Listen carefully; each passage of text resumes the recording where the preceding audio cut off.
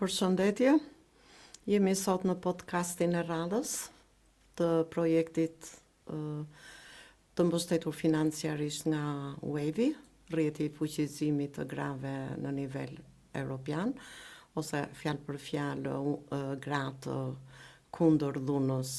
në Europë. Siç kam thënë, është një rrjet shumë i fuqishëm që kanë përbërjen e vet 186 organizata fitimprurse, si është dhe Forumi i Gruas Elbasan. Ky projekt që Forumi i Gruas zbatoi për një periudhë një vjeçare, ishte një projekt shumë i rëndësishëm jo vetëm për Forumin e Gruas vet, por edhe për gratë që kanë probleme dhune në qarkun e Elbasanit sidomos, por dhe komunitetin në përgjithësi.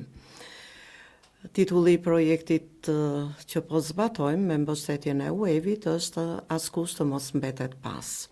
Sot në podcastin e radhës unë kam ftuar psikologen e Forumit të Gruas Elbasan, zonjën Mirela Gjoni. Mirela punon si psikologe në qendrën e Këshillimit, një shërbim i Forumit të Gruas Elbasan prej vitesh. Në podcastin e mëparshëm ne folëm për stresën e emergjencave, pra njëri nga 3 shërbimet e Forumit të Gruas në Elbasan, ndërsa sot do të flasim më gjërësisht, do japim më shumë informacion në lidhje me qendrën e Këshillimit, ku përballë meje sot është psikologja Mirela. Mirela, të lutem për të dhënë një informacion më të detajuar për të gjithë njerëzit që janë duke na ndëgjuar në këtë moment. Mund të na thoni kur ka filluar shërbimi në qendra e Këshillimit për gratë dhe vajza të dhunuara, shërbimet që afron, mënyrën se si afron këto shërbime? Faleminderit për pyetjen zonja Banja. Në fakt, Forumi Gruas Elbasan, shërbimin e parë që ka filluar për gratë dhe vajzat me probleme dhune dhe social-ekonomike, ka qenë pikërisht qendra e Këshillimit, që është startuar në 99-ën. Është një nga shërbimet jo vetëm të para, por një nga shërbimet edhe më të nevojshme për sa i përket mbështetje të rasteve të cilat vinë nga një eksperiencë dhune jo sporadike, por shumë vjeçare dhe ndonjëherë themi edhe shumë sistematike.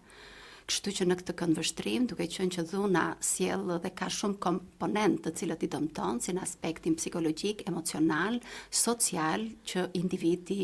nëpërmjet traumave që kjo dhunë shkakton, më pas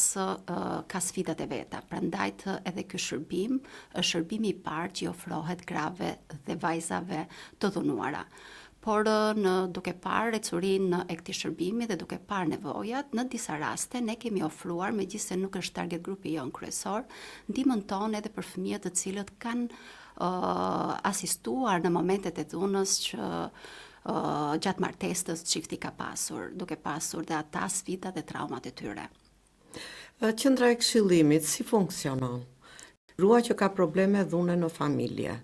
mund të vi direkt, duhet të vi patjetër direkt në qendrën e Këshillimit të Forumit të Gruas, apo ky shërbim afrohet edhe nëpërmjet linjës telefonike? Ne kemi 2 mënyra që ofrojmë këshillimin psikologjik nëpërmjet telefonit, i cili ka qenë shumë vite më përpara që gratë më së shumti telefononin edhe merrnin këshillimin e tyre nëpërmjet telefonit, sepse vetë mendësia dhe paragjykimet që ekzistonin në kohën në 99 që ne po flasim ishin shumë më të mëdha se sa sot në 2025. Ndërkohë që mund të themi që 80% të grave vijnë direkt në qendrën tonë dhe e marrin atë fizikisht, pasi edhe këshillimi fizik ka një impakt akoma të madh se sa ai telefonik, por megjithatë të dyja opsionet e këshillimit si në telefon edhe nëpërmjet këshillimit ballë për ballë në qendër janë të ofrueshme dhe disponueshme për çdo grua që është viktimë e dhunës në marrëdhëniet familjare. Përveç këshillimeve, Mirela, ju duke patur një kohë të gjatë që punoni me Forumin e Gruas, normalisht që keni marrë dhe trajnime të shumta, jeni rritur nga ana profesionale goxha. Kush janë shërbimet e tjera që ju afroni jo vetëm për gratë që kanë kaluar probleme dhune, por edhe për fëmijët e tyre dhe sidomos edhe me shkollat e mesme? Çfarë pune ka bërë Forumi i Gruas për të parandaluar dhunën në familje? Përveç pjesës së këshillimit psikologjik që ne ofrojmë prej vitesh, vitet e fundit, të paktën në 6-7 vitet e fundit, unë mundohem që të ofroj edhe disa forma të tjera mbështetëse për gratë, dhe një prej tyre është terapia e artit të si për gratë dhe fëmijët, duke qenë që trauma që ledhuna në familje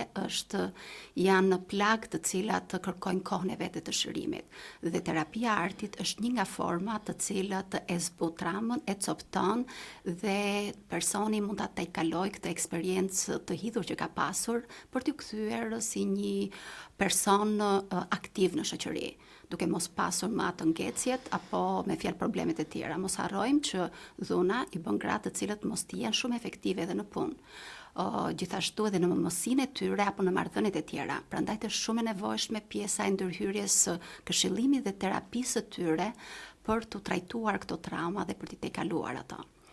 Një formë tjetër që ne ofrojmë përveç terapisë së artit për gratë dhe fëmijët e tyre, gjithashtu vitet e fundit duke parë dhe rrezikun që mbart dhuna në familje, dhe ne kemi parë që shumë gra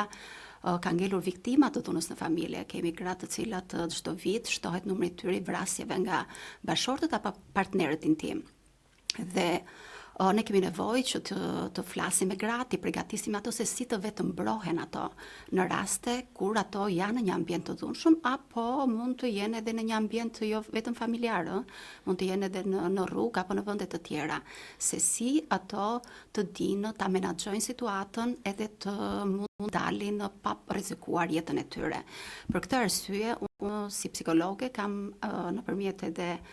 forumit e gruas dhe organizatave të tjera që mbështesin forumin e gruas prej vitesh, kam arritur të bëj një trajnim për sa i përket vetëmbrojtjes. Jam instruktori nivelit të dytë në rang republike dhe kam qenë një nga, mund të them, profesionistët e para që jam trajnuar për një instrument të tillë i cili ndihmon shumë, i vetë dison gratë për rrezikun që mbar dhuna në familje, por gjithashtu se si ato të përdorin teknikat e vetëmbrojtjes. Ne nuk e kemi bërë këtë vetëm me gratë tona përfituese, por kemi punuar fuqishëm, siç forumi i gruas punon me shërbimet, por punon dhe me pjesën tjetër të ndërgjegjësimit të komunitetit, por sidomos në shkollat nëntëvjeçare dhe të mesme, sepse ne besojmë fort që nëse duam që shoqëria të na ndryshojë, kemi pikërisht të fëmijët dhe të rinjt janë ato të cilët janë promotorët e ndryshimit. Për këtë arsye ne kemi zhvilluar në bashkëpunim me ministrinë dhe me drejtoritë e shkollave, me ZVA-t, trajnime si për profesionistët, me fjalë për mësuesit, për psikologët, punonjës social edhe oficerët të sigurisë në shkolla, por sidomos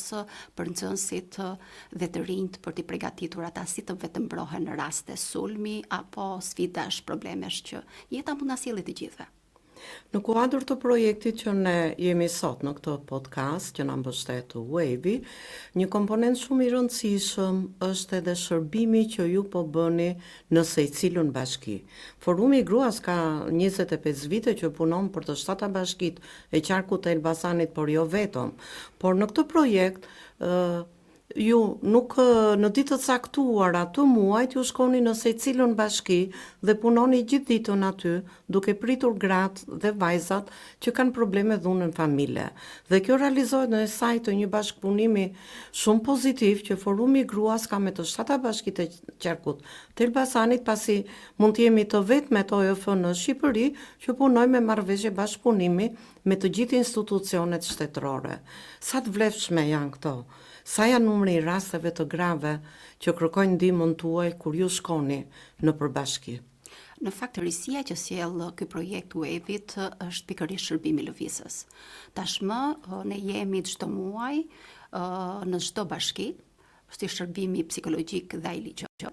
dhe ofrojmë mbështetjen tonë për të gjithë gratë dhe vajzat të cilët kanë një urdhër mbrojtje ose janë duke kaluar një situatë konfliktin në familjet e tyre dhe kanë nevojë për këshillim psikologjik dhe mbështetje psikologjike. Kjo ofrohet normalisht në bashkëpunim me bashkitë e çdo me fjalë çdo bashki të qarkut Elbasan dhe pikërisht koordinatorët e dhunës janë personat tanë të kontaktit. Ne lëm takimet me ta, ditët edhe oraret kur ne do shkojmë në këtë bashki dhe janë pikërisht koordinatorët e dhunës duke e njohur situatën e rasteve dhe të dhunës në bashkinë e tyre, ato njoftojnë personat që kanë nevojë për këtë shërbim dhe lëm takimet në orare të ndryshme për çdo person që ka nevojë për shërbimin ton. Rastet të cilët ne trajtojmë gjatë një shërbimi lëvizës normalisht shkojnë nga 6, 7, 8 në njëherë dhe 10. Është një punë në fakt shumë intensive, sepse kur ke një fluks të tillë me këshillimi, nuk është e lehtë për profesionistin, sepse dhe profesionistët janë njerëz, por shihet një nevojë e jashtëzakonshme e rasteve për një shërbim të tillë dhe kështu që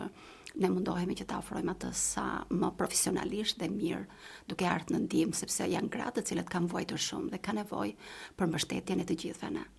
Faleminderit Mirela, unë shpresoj që këtë lloj shërbimi ne ta bëjmë, të vazhdojmë ta realizojmë, siç e kemi realizuar me mbështetjen e një organizate të Kombeve të Bashkuara, UN Women, në Shqipëri, ku në çdo bashki ne kishim një psikolog, një punonjës social, e cila punonte. Bashkia kishte afruar ambient pune për to dhe punonte gjithë ditën. Është një shërbim shumë i domosdoshëm dhe shpresojmë në bazë të legjislacionit që qeveria shqiptare ka përgatitur dhe detyrimeve që bashkitë ose pushteti lokal ka në lidhje me këtë legjislacion, këtë lloj shërbimi nesër të na e mbështetsin bashkit që ne ta realizojmë dhe të jemi sa më afër grave dhe vajzave me probleme dhune për të ndryshuar sadopak të shoqëri që për fat keq nga dita në ditë po bëhet gjithnjë më e dhunshme. Faleminderit Mirela për punën e gjatë që keni bërë dhe për mbështetjen pafund që ju jepni grave dhe vajzave në gjithë qarkun e Elbasanit, por jo vetëm. Faleminderit për ftesën.